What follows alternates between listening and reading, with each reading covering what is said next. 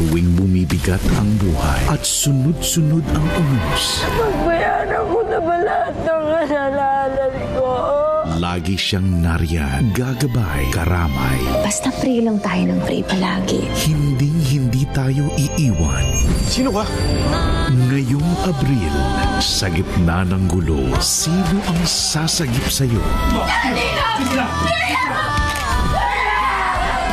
Tanong mo sa Diyos kung anong gusto niyang gawin mo. Diyos! Walang Diyos! Teo, humabang ka. Bakit gusto mong mabuhay? Para kanino? Para saan? Tutukan ang teleseryeng magbabalik ng pag-asa sa ating mga lumalaban.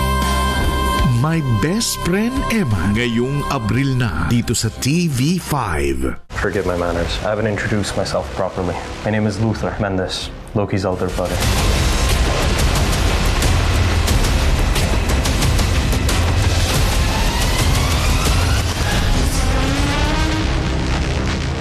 Timbog ng isang babaeng nambibiktima Yan ang modus ng isang online scam sa Maynila para makapagpunin ang Patuloy ang pagkaganap ng sex scam habang pagmamaas ang bilang ng mga nabiktima ng online scam.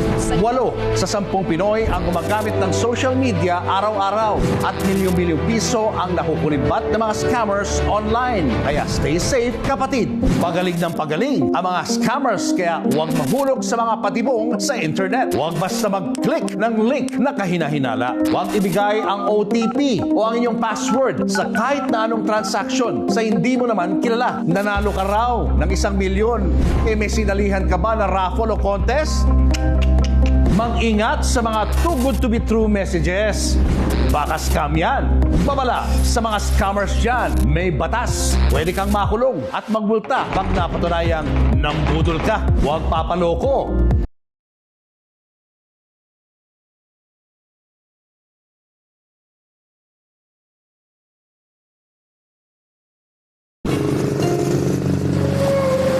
Alam mo si nanay at tatay. Sweet na sweet pa rin. Pero alam mo kuya, yan ang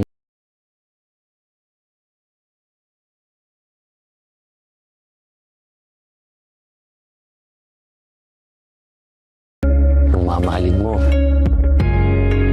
Mamahalin ka nung walang kondisyon. Wala naman akong may pagmamalak sa buhay ko eh. Kaya